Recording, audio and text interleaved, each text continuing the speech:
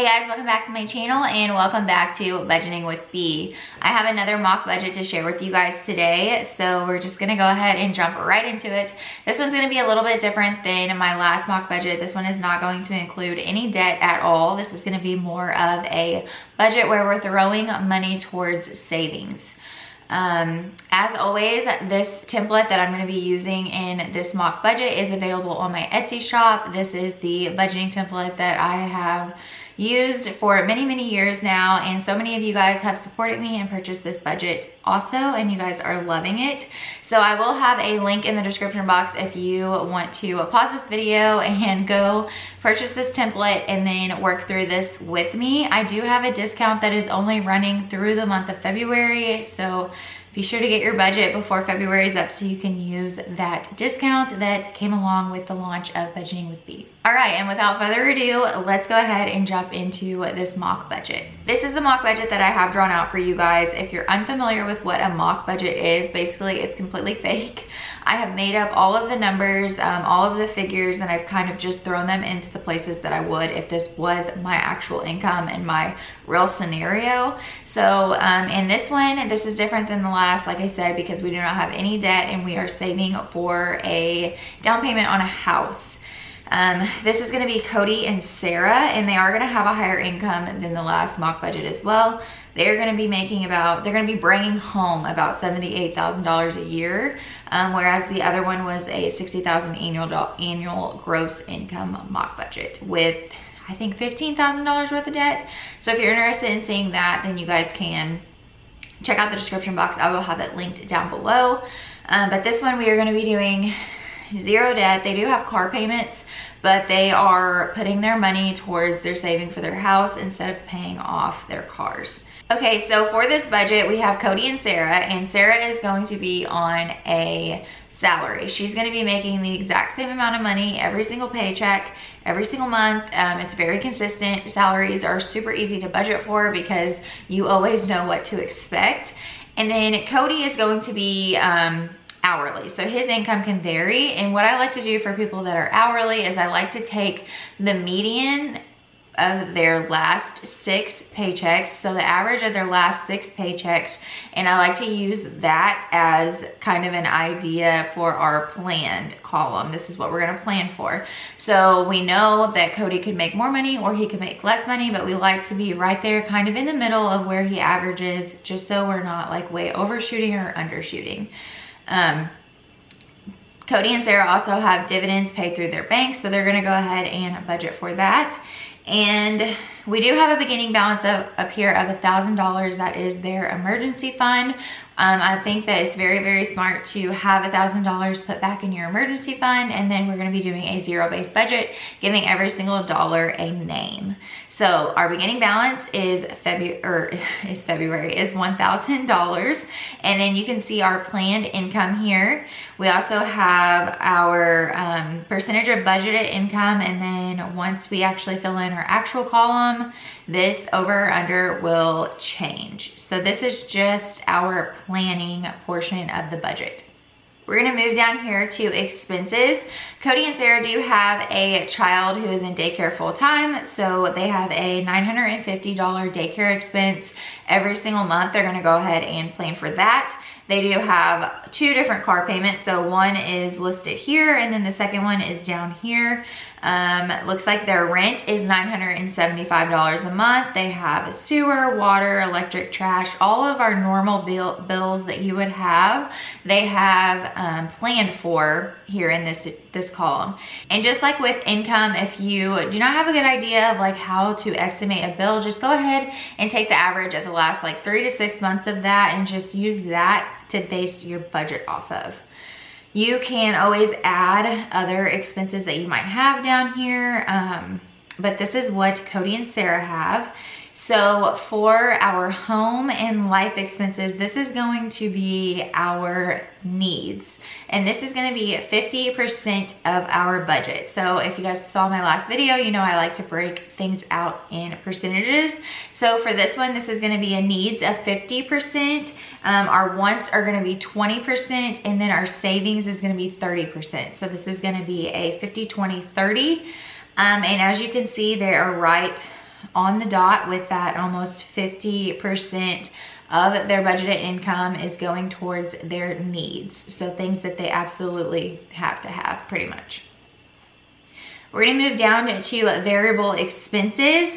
And this is gonna be things like grocery, gas, restaurants, pets, play money, things that can change that are very variable from month to month. Like I said, this is gonna be 20% of our budgeted income is what we are going to account for this section. And this is a good place to either cut back spending if you need to save some extra money. This is a really, really good place to do that within the budget. I do also like to break out subscriptions. So it looks like they have Netflix and Hulu that they are planning for. And you could throw this little 0.35% up here with this, and then we're still pretty close to 20%, so not too bad. Our debt section is gonna be completely blank because we are not working on any debt right now. If you would like to see how to use this debt section, then you guys can go over to my last video and I did explain that. But we're gonna leave this blank because we have no debt that we're working on. And then we're gonna move down to savings. So you can see that they have their house fund here. And what they've done is they've basically taken exactly what's left over from their budget, and they're planning to throw that into their house fund. So the way that you would get that number is it would be 0, and then you would see that you have a total net income down here, and you want that to be 0, to be a zero-based budget. So you would just put in the remaining amount into your plan section for your house fund, and that's what you would put towards savings. So this is broken out where we have our beginning balance. So this is the balance that we had prior to the beginning of the month for this budget. And then it's going to take our ending balance, which is going to actually take our actual, when we're done with the ending portion of the budget, you'll see exactly what the ending balance is. We also have another savings account, and this one has an extra $1,000 in it.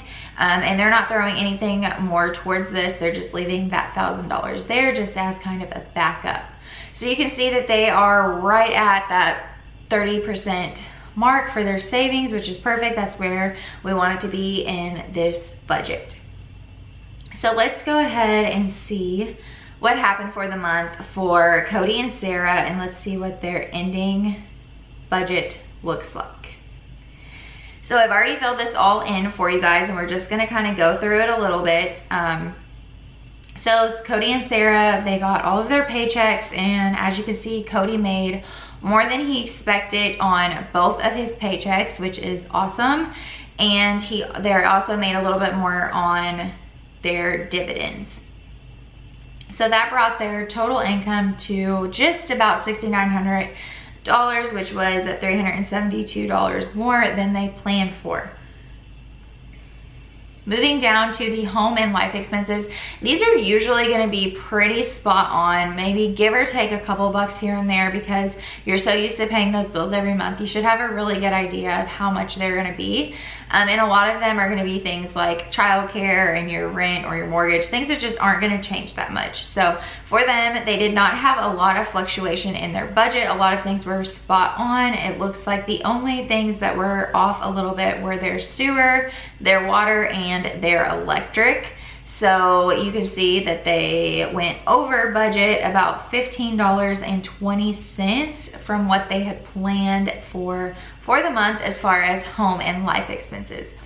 Like I said, this is a section that should be pretty easy to budget for because if you've had prior months bills, then you should be able to give a pretty good guesstimate of what your bills are going to be. So they did a pretty good job. They're only over about $15, which is really good. I would say that you should be within probably like the $30 to $50 range on this one. You should be pretty close. So they did really good.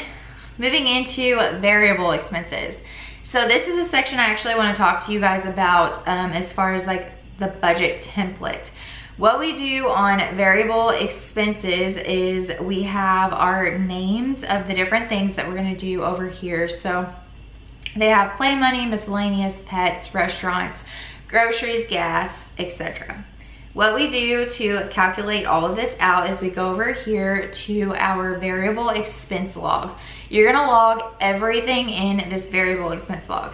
Your expense type needs to match up exactly with your totals for each section heading. So if you have groceries down here in your variable expense, if this is groceries, then that needs to be spelled and the exact same title in our gray box, and then also in your expense type, because that's where it's going to pull to sum up these different amounts. So we have all of our different expenses, variable expenses for the month. Obviously, like if you're doing this in real life, you're probably gonna have way more just like small ticket items adding up every single day. But for the sake of this budget, I just threw in as much as I could here.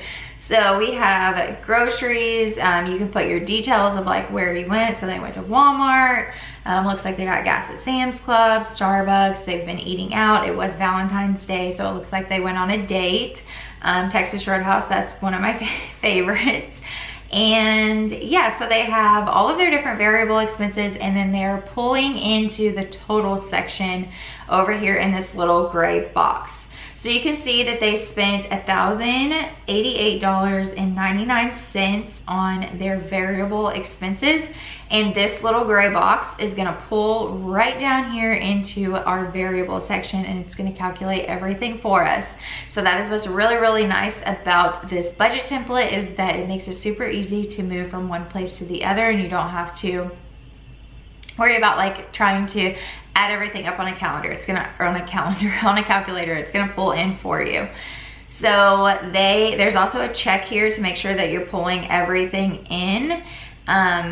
And yeah, it looks like they were under budget about $250, which is really good. They're really trying to save for this house.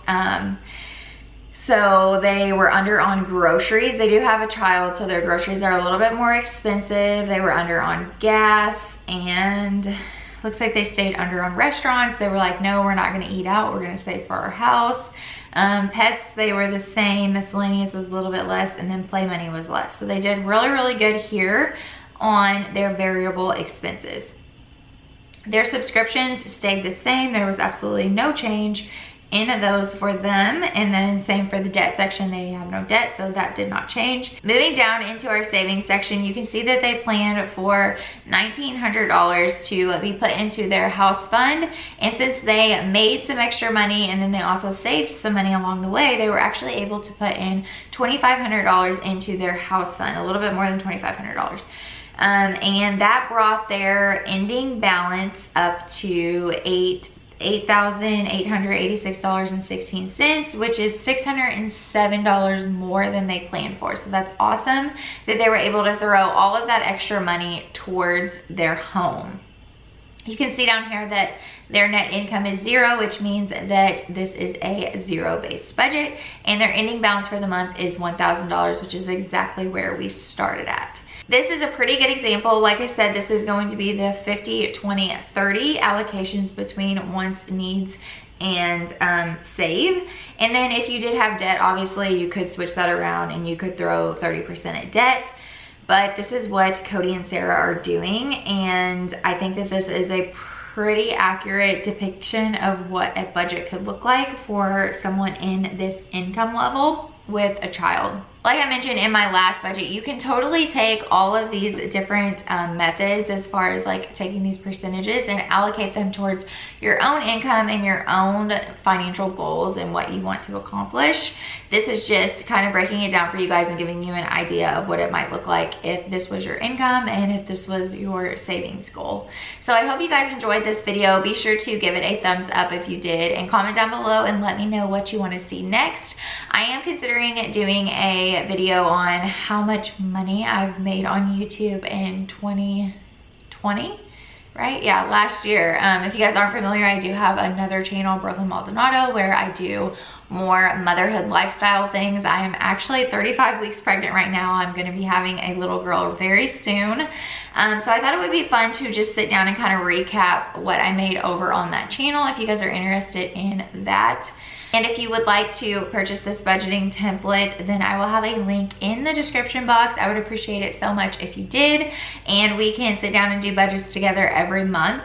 I will answer any and all questions you have. I've had several people reach out to me, and I walk you through the best that I can from being on the other side of a screen. But I am here to help, and I would love to do that for you guys. So be sure to check that out in the description box. Like I said, that coupon code will expire at the end of the month. It is February. And yeah, I will see you guys in my next video. Be sure to comment down below and let me know what you want to see next. And I will see you guys later. Thanks for watching.